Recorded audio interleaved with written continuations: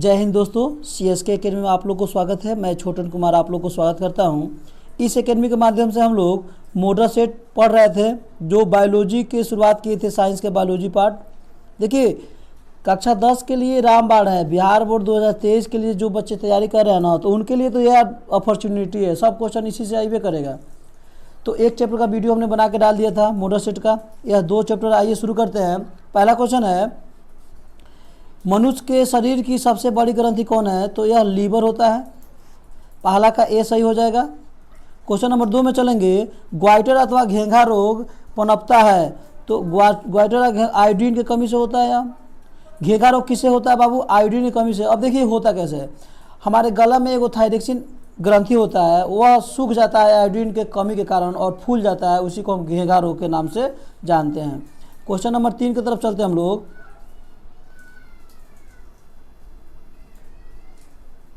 देखिए, ये सब के क्वेश्चन एग्जाम में पूछा हुआ क्वेश्चन है। तो क्वेश्चन नंबर 3 की तरफ चलेंगे दोस्त। तो 3 नंबर क्वेश्चन है, थायरॉक्सिन का स्राव कहाँ होता है? तो 3 के ए हो जाएगा, थायराइड में होता है। थायरॉक्सिन हार्मोन जो होता है वो थायराइड ग्रंथि, अभी एक घेंघा रोग नहीं पड़ा है, इसी गाले में होता है थायराइड ग्रंथि और इसी से थायरॉक्सिन हार्मोन उत्सर्जन होता है। क्वेश्चन नंबर 4 है, मानव में डायलिसिस की थैली किसे कहता है? तो 4 के ए हो जाएगा हमारा, नेफ्रॉन को कहा जाता है। 4 के ए। क्वेश्चन नंबर 5 है, भोजन का पाचना किस प्रकार का अभिक्रिया है? तो 5 का हमारा ए हो जाएगा, भोजन का पाचना उपचयन अभिक्रिया है। इस ऑप्शन के हिसाब से उपचयन हो जाएगा। यह देखिए 14, 22 में पूछा हुआ है। क्वेश्चन नंबर हम बढ़ते हैं 6 की तरफ।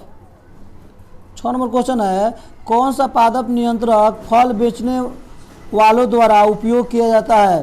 तो 6 के हो जाएगा सी, इथाइलिन। देखिए यह क्या होता है, फल बेचने वाले इसको रखते हैं, फल को पकाने में क्या करता है, मदद करता है। क्वेश्चन नंबर 7 की तरफ चलेंगे दोस्त। तो 7 नंबर जो क्वेश्चन है, वह संरचना जो उद्दीपन की पहचान कराती है उसे क्या कहते हैं? तो ग्राही कहते हैं। 7 के ए हो जाएगा। क्वेश्चन नंबर 8 है, निम्नलिखित में कौन सी एक अंतःस्रावी और बाह्यस्रावी दोनों प्रकार की ग्रंथि है? तो 8 के हमारा ए हो जाएगा, अग्नाशय जो होता है यह अंतःस्रावी और बाहरी स्रावी दोनों प्रकार के ग्रंथि है। क्वेश्चन नंबर 9 की तरफ चलेंगे हम लोग। 9 नंबर क्वेश्चन है, कौन सी अंतःस्रावी ग्रंथि वृक्क के दोनों ओर ऊपर स्थित होता है? तो एड्रिनल, या वृक्क के दोनों ओर। 9 के हो जाएगा डी, दोनों ओर स्थित होता है। 10, जीवों में ध्वनि ग्रहण करने के लिए संवेदी अंग है। तो 10 का हमारा हो जाएगा सी। 10 के क्या हो जाएगा दोस्त? सी, श्रवण ग्राही। 11, वृक्क के ऊपर स्थित अंतःस्रावी ग्रंथि है। तो 11 के हो जाएगा सी, अधिवृक्क ग्रंथि। अब चलेंगे 12 नंबर की तरफ। 12 नंबर क्वेश्चन है, एड्रीनलिन हार्मोन स्रावित होता है। तो 12 के हो जाएगा डी, अधिवृक्क ग्रंथि से स्रावित होता है। 13 नंबर, निम्न में से कौन सा अंग संवेदी ग्राही नहीं है? तो 13 के हो जाएगा डी, दिमाग संवेदी ग्राही अंग नहीं है। आँख का नाक तो है। उसके बाद क्वेश्चन नंबर 14, मरुरज्जु या मेरुरज्जु होता है, निकलता है, कहाँ से निकलता है? तो यह हो जाएगा मेंडुला से, मेंडुला ऑब्लोंगेटा से, पस्ट मस्तिष्क, हाँ मेंडुला ऑब्लोंगेटा जो पस्ट मस्तिष्क का हिस्सा है। क्वेश्चन नंबर 15, निम्न में कौन गैसीय अवस्था में पाया जाता है? तो 15 के हो जाएगा सी, इथाइलिन गैसीय अवस्था में पाया जाता है। चलिए 16 नंबर क्वेश्चन की तरफ चलेंगे हम लोग। निम्नलिखित में से कौन सा पादप हार्मोन है? देखिए, तो इसमें पादप हार्मोन जो होता है 16 के ए हो जाएगा डी, साइटोकाइनिन होता है। इथाइरोक्सिन हार्मोन है, सब जंतुओं में होता है। पादप हार्मोन हो गया, पौधे में जो होता है उसे पादप हार्मोन होते हैं कहते हैं। 17, 2 तंत्रिका कोशिका के मध्य खाली स्थान को क्या कहते हैं? तो इसको सिनेप्स कहते हैं, जिसको सिनेटिक दरार भी कहा जाता है। 2 न्यूरॉन के संपर्क बिंदु को क्या कहते हैं? क्वेश्चन इसको पूछे चाहे उसको पूछे, दोनों का आंसर होगा सिनेटिक दरार, जिसको हम सिनेप्स के नाम से जानते हैं।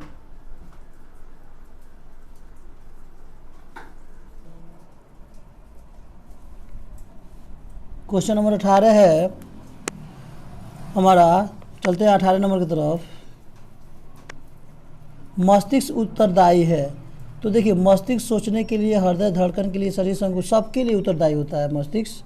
तो यह 18 का डी हो जाएगा। इस प्रकार क्वेश्चन आया एग्जाम में ना मस्तिष्क के लिए, तो लगभग डी ही सही होता है, तो आप लोग इसको थोड़ा ध्यान दीजिएगा।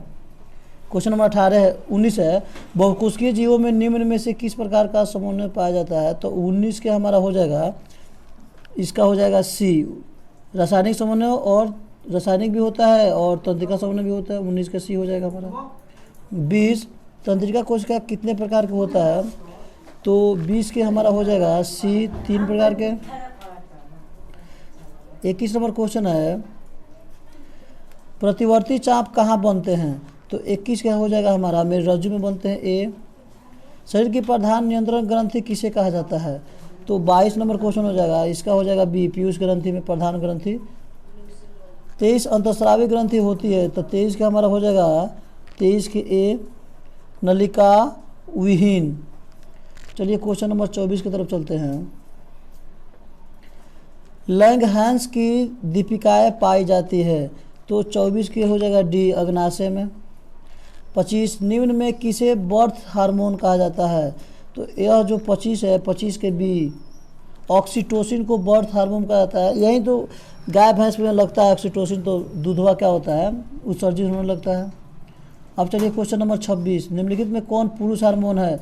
तो यह तो सबसे इंपॉर्टेंट है भाई, टेस्टोस्टेरोन पुरुष हार्मोन है। क्वेश्चन नंबर 27 में चलते हैं। पतियों का मुरझाना किस पादप हार्मोन के कारण संभव हो पाता है? तो 27 का हमारा हो जाएगा सी, एस्बेसिक अम्ल होता है। 28 स्रावित होने वाला हार्मोन का समय और मात्रा किस क्रियाविधि द्वारा नियंत्रित की जाती है? तो यह 28 जो है, 28 का हमारा हो जाएगा डी, पुनर्भरण। उसके बाद 29 नंबर क्वेश्चन है,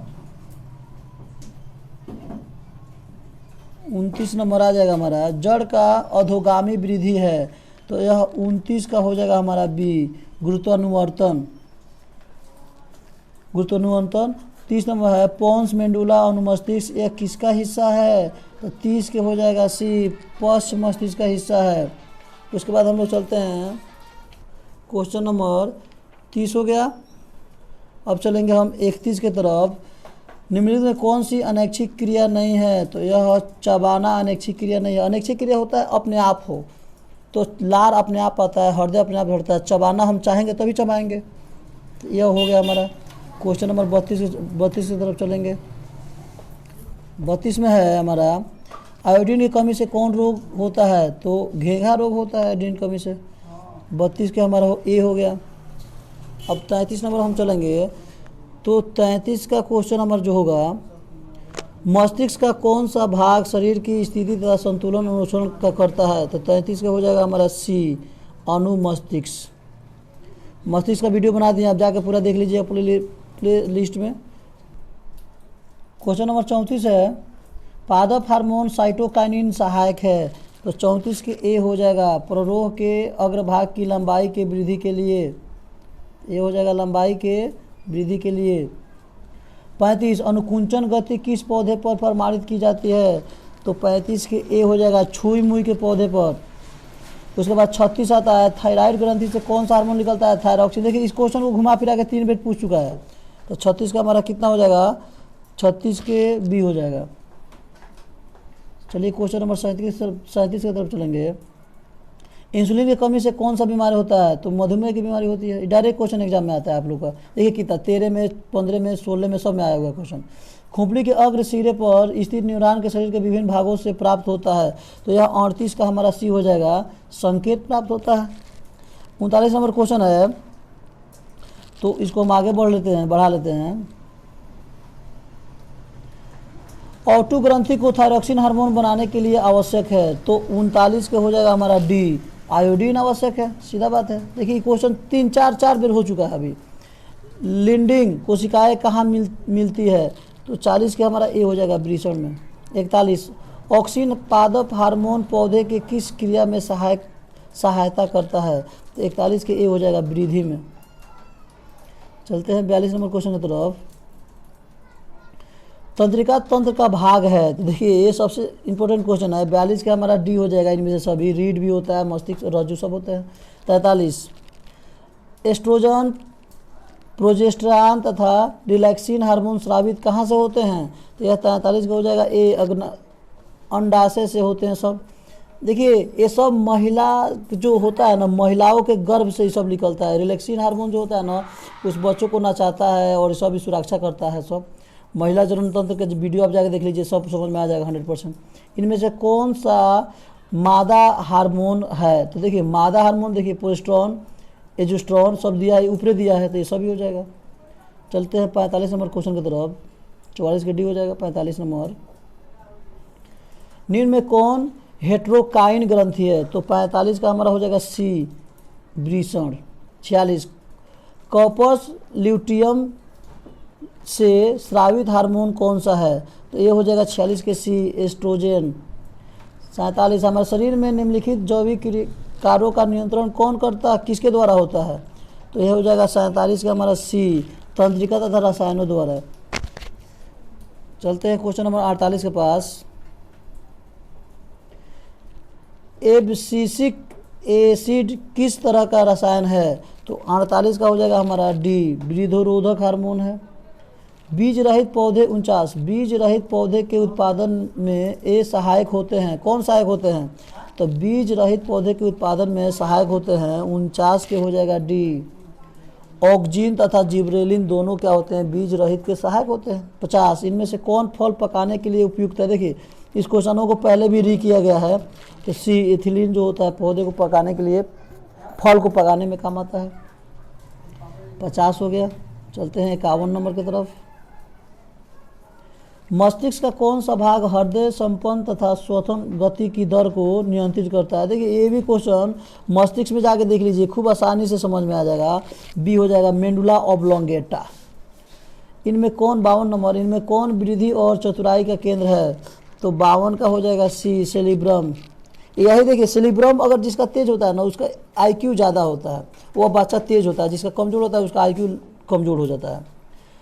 हार्मोन स्रावित होता है, देखिए ये सबसे भी इम्पोर्टेंट क्वेश्चन है। तो 53 के ए हो जाएगा, अंतस्रावी ग्रंथि से होता है। चलते हैं 54 नंबर क्वेश्चन की तरफ।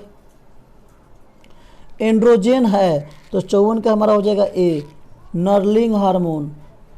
55 नंबर क्वेश्चन है एस्ट्रोजन स्रावित होता है। तो देखिए यह एस्ट्रोजन सबसे पहले यह लेडीज़ का है, तो लेडीज इसमें क्या है? अंडाशय द्वारा स्रावित होता है एस्ट्रोजन। तो यह 55 के हमारा बी हो जाएगा। 55 नंबर का हो गया हमारा बी। 56 नंबर इनमें से कौन अंतस्रावी ग्रंथि नहीं है? तो यह भी इंपॉर्टेंट क्वेश्चन, अंतस्रावी ग्रंथि नहीं है, तो डी, एकृत अंतस्रावी ग्रंथि नहीं है। 56 तक हो गया। चलते हैं 57 नंबर क्वेश्चन की तरफ। 57 क्वेश्चन है निम्न में कौन प्यूटरी ग्रंथि से निकलने वाला हार्मोन है? तो 57 का हो जाएगा डी, एंड्रोजन। ये हार्मोन है जो प्यूटरी ग्रंथि से निकलता है। मधुमक्खी का डंक, 58 नंबर क्वेश्चन, मधुमक्खी का डंक एक अम्ल छोड़ता है जिसके कारण दर्द एवं जलन का अनुभव होता है। यह अम्ल कौन सा है? तो देखिए केमिस्ट्री का क्वेश्चन है, तो यह 58 का हो जाएगा ए, मेथनोइक अम्ल होता है वो। 59 तंत्रिका तंत्र की रचनात्मक क्रियात्मक इकाई को क्या कहते हैं? तो ये भी तो इंपॉर्टेंट है क्वेश्चन है। अब सबसे मस्त क्वेश्चन है 59 का क्या हो जाएगा? B, neuron. चलते हैं 60 नंबर की तरफ।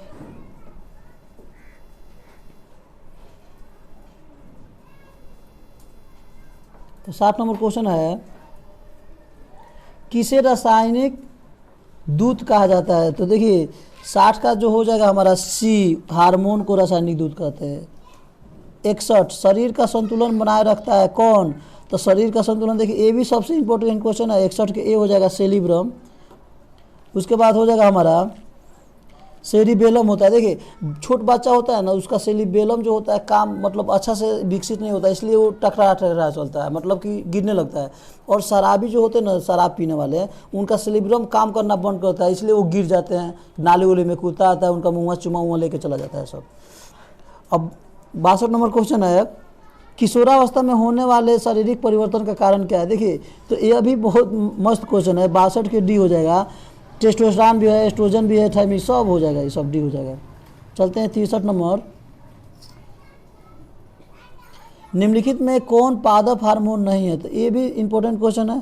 तो 63 के डी हो जाएगा ऑक्सीटोसिन। देखिए ऑक्सीटोसिन ये भैंस गाय को दिया जाता है, जिससे वो क्या होता है, दूध फर्द निकलना, उसका थान एकदम दूध से भर जाता है और दूहने के लिए लायक हो जाता है। ये कब प्रयोग होता है? जब गाय भैंस का बछड़ुआ मर जाता है ना, तब इस प्रयोग करते हैं।